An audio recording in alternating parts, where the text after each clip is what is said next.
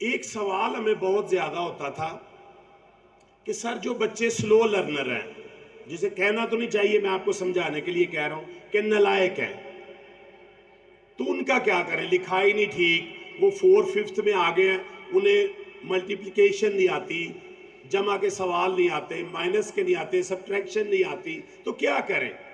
کیا انہیں داخلہ دیں یا نہ دیں؟ یہ سوال ہوتا تھا ہمیں.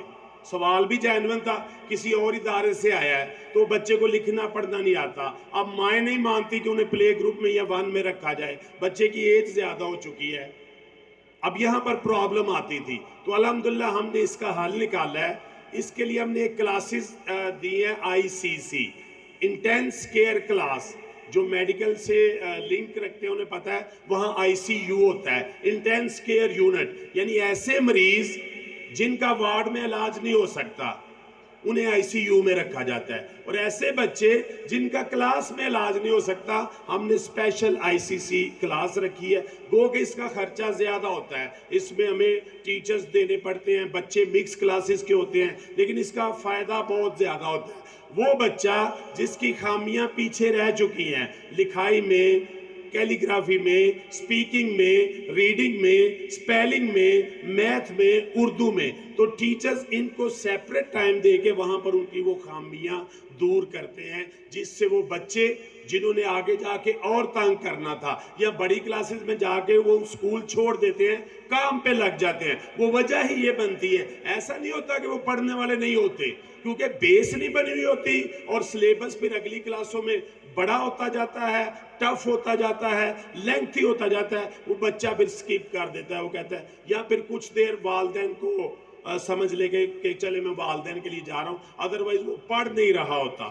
تو ICC کلاس ایک نعمت ہوتی ہے کہ جس سے اسکول والوں کو یہ فائدہ ہوتا ہے، وہ بچوں کو ایڈمیشن دے دیتے ہیں، اور والدین کو یہ فائدہ ہوتا ہے کہ ان کی پچھلی خامیاں کسی بھی ادارے نے کی ہوں تو وہ وہاں پر دور ہو جاتی ہیں. اور یہ میں دعوے سے کہتا ہوں کہ اس طرح کا سسٹم بہت کم اسکولوں سے ہوتا ہے. یہ کریڈٹ جاتا ہے لائٹ اسکول اور باڑیا کیمپس کو کہ انہوں نے یہ ICC کلاسز لگا دی ہیں.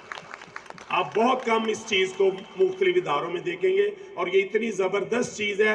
میں کہتا ہوں کہ اگر یہ گورنمنٹ اور دوسرے ادارے بھی شروع کر دیں تو ہمارا جو ریشو ہے پڑھائی کی وہ بہت آگے نکل جائے گی. یہی بچے جنہیں ہم میتھ کی وجہ سے اسکول سے نکال دیتے ہیں، یہ دکانوں پہ بڑا زبردست حساب کر رہے ہوتے ہیں. میں 2 دفعہ یہ بات بولوں گا. یہ بچے جنہیں ہم پڑھائی کی وجہ سے نکال دیتے ہیں، جب یہ کام کرتے ہیں، جاب کرتے ہیں، دکانوں پہ بیٹھتے ہیں، تو ان کا حساب بڑا زبردست ہوتا ہے، ڈیلنگ بڑی زبردست ہوتی ہے، نالج بڑا زبردست ہوتا ہے. اب ہوا کیا تھا کہ وہ بچے کی جو کمپیٹیبلٹی تھی، بچے نے جس لیول پہ جا کے سیکھنا تھا، وہ نہ والدین اس کو سمجھ پائے نہ اساتذہ سمجھ پائے، اس لیے وہ بچہ سکپ کر کے جاب میں آ گیا. تو اس لیے یہ سلسلہ بھی الحمدللہ مجھے نہیں لگتا مری کے کسی اسکول میں یہ چیز ہو رہی ہوگی تو بیسٹ ہے. لیکن یہ اعزاز ہے پوری ٹیم کا کہ انہوں نے یہ، میں نے ابھی 1-2 ماہ پہلے ہی بتایا تھا اور انہوں نے آغاز بھی کر دیا نا. الحمدللہ یہ بھی کریڈٹ سارا ان کو جاتا ہے. اسی طرح یہ جب چیزیں ہوتی ہیں تو یقین کریں پھر خوشی ہوتی ہے کہ یہ وہ پریکٹیکل چیزیں ہیں. لوگ کہتے ہیں انفرادی توجہ دی جاتی تھی، صرف کہا جاتا ہے، کیا نہیں جاتا.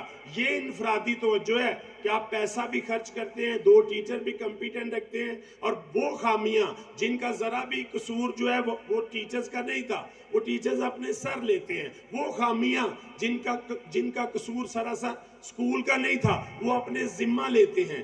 جب ایسی چیزیں ہوں گی تو یقین کریں پھر وہ دن دور نہیں جب آپ کے بچوں کے لیے یہ شعر بولا جائے گا کہ ابھی شیشہ ہوں تو چبھتا ہوں سبھی کو، ابھی شیشہ ہوں تو چبھتا ہوں سبھی کو، جب آئینہ بنوں گا تو زمانہ دیکھے گا. پھر یہ بچے آگے بڑھیں گے اور پھر ان کو اس طرح دیکھا جائے گا. جی اگلی ویڈیو